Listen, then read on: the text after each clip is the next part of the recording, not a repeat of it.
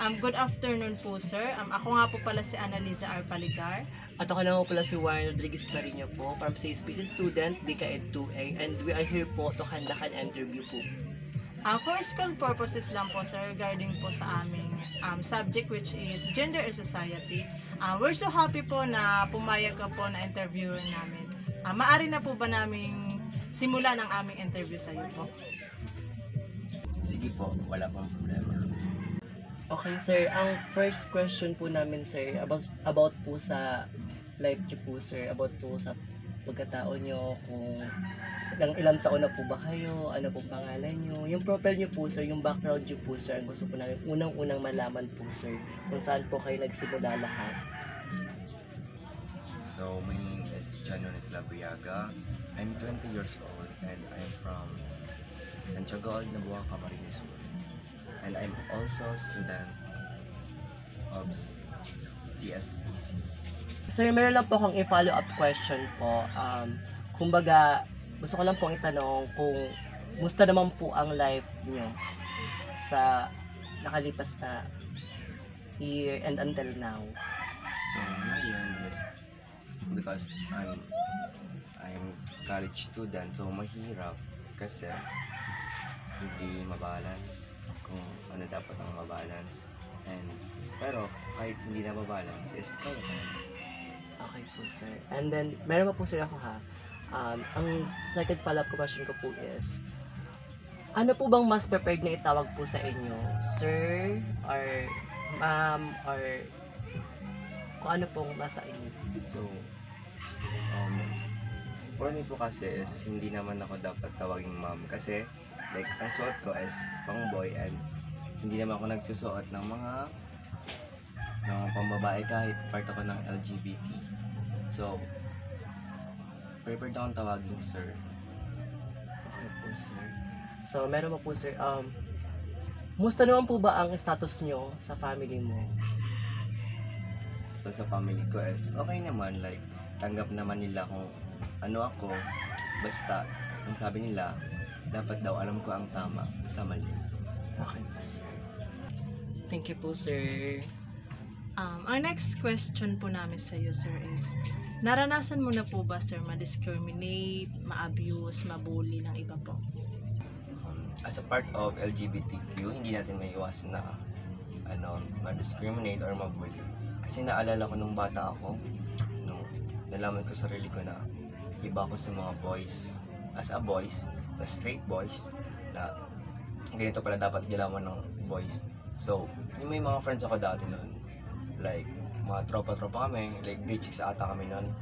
Like, napapansin ko yun ng mga boys na parang, parang iniiwasan nila ako kasi wala lambot-lambot daw ako. Tapos one time, may isang guy na lumapit sa akin. Tapos itinulak ako bigla kasi bawal daw yung mga lalambot-lambot. At sinabihan ako nilang bakla. Dapat daw hindi ako sumasama sa kanila kasi bakla. So, at for me, is masakit yun kasi bata pa ako noon. Like, pumunta ko kay mama na umiiyak ako na binubuli daw ako. Binubuli ko na, ma, bakit nga? Porket pag ganito ako, dapat ganunin nila ako. Like, ibulin nila ako. Like, super sakit. For that time, is super thankful ako nun kasi sa kanila mismo nang galing, natanggap nila ako at sinusuportahan nila ako kung ano ang gusto ko at pinalakas nila ang loob ko na hindi magpabuli, na hindi dapat pakinggan ang sinasabi ng iba, kundi pakinggan mo kung ano ang nasa puso mo. Okay, di ba po, sir, na-mention nyo po na parang pinag-left out ka ng mga friend mo, yung mga childhood friend mo ng mga boys. Ano pong na-feel mo nung time na parang na-left out ka nila? Kumbaga parang na-feel mo na out of place ka na. Ano ba bang ginawa mo? Sa akin, ginawa ko, parang sa akin, yung naramdaman ko nun, it's super sakit kasi body kami lahat nun eh. Like close kami, as in close. Tapos, nung isang araw na pagka ilang araw lang biglang nag-iba yung treatment nila sa akin, parang ibang-iba ako sa nakilala nila, parang diring-diri sila kung sino ako. Pero naiintindihan ko naman yung sitwasyon nila kasi sila mga straight, ako iba ko sa kanila, kaya tinanggap ko nilang kung ano yung decision nila.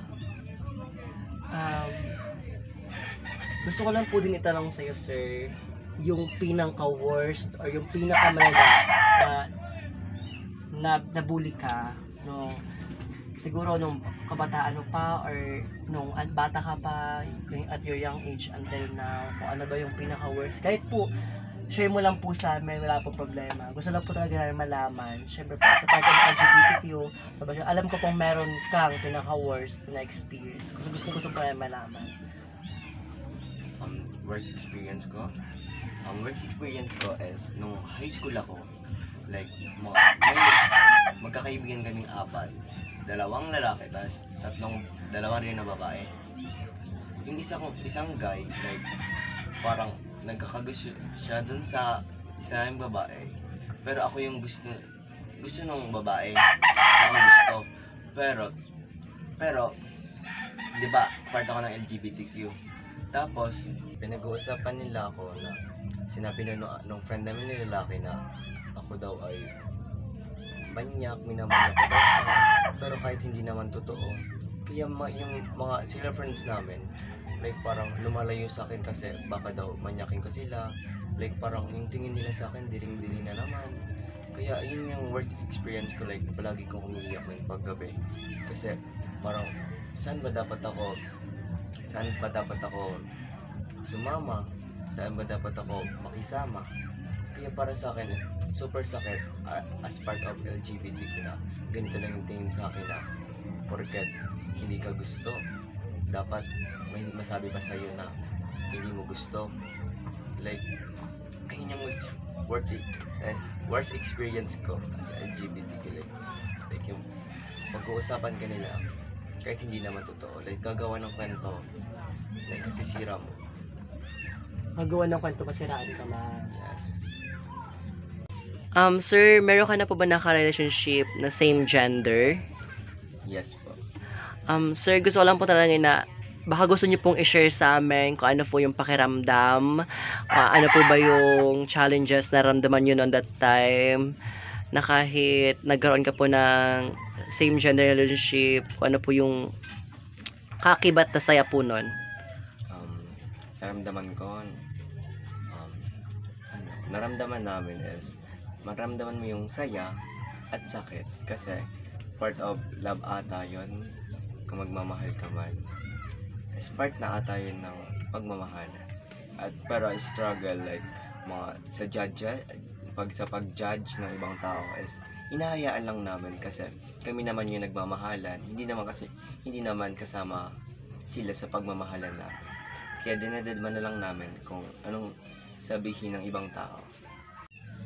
Ang last question namin, sir, is sa kabila po ng iyong karanasan as a gay, paano mo po siya na-overcome or na-handle everyday? At ano po bang ginawa nyo para po tanggapin kayo at wala pong masabi sa lipunan po natin na nasa reality tayo but full of judger, lalo na po sa ating mga part of LGBTQ, lalo na po, like ako, todo gay ako, ate kabay. So, paano po yun napanghawakan at napatibay ang iyong loob? Paano ka siya nalalampasan sa pang-araw-araw? Sinasabi ko sa sarili ko na kahit anong sabihin nila, kahit anong panghusga nila sa akin, ay deadman na lang. Kasi wala naman silang maitutulong sa akin kung kahit anong sabihin nila. Kasi as a part of LGBTQ, alam ko na maraming nagagawa ang part of LGBTQ sa ating lipunan. Like, ang sabi ng iba na wala daw ambag sa lipunan ang mga bakla, ang mga bading, mga tomboy, lahat ng part of LGBTQ kasi salot sila sa lipunan. Ang hindi nila alam na sila ang nagbibigay aliw at nagbibigay saya sa ating lipunan. Like, maraming nang napatunayan ang mga LGBTQ sa ating lipunan na natutulungan nila ang lipunan para umangat at maging masaya. Para sir, sa tanong niyo na kung kung anong ginawa ko para tanggapin ng ibang tao sa ating lipunan. As ginagawa ko ang nakakabuti sa ating lipunan. Like, dapat magaling ka makisama sa ibang tao. Like, dapat marunong ka makipag-communicate at intindihin ang makikitid na utak sa ating lipunan. Kasi yung mga yun is wala namang ambag sa atin at nakakasira lang sa ating confidence as part of LGBTQ. So dapat marunong tayong makisama at dadma lang kung anong sinasabi ng iba. Kasi ang LGBTQ ang nagbibigay saya sa ating lipunan. So, sir, ano po bang naging motivation nyo po bilang isang LGBTQ? O ano pinangahawakan mo na motivation mula noon hanggang ngayon? Ang motivation ko, like ang family ko, like yung mga sinasabi nila, hayaan lang dapat yung kung ano ang sinasabi ng iba kasi di nila maintindihan kung anong meron tayo at kung ano tayo. Like sabi ng aking magulang, tanggapin ko na lang. Ay, hindi dapat pala tanggapin. Pero intindihin na lang kung baga.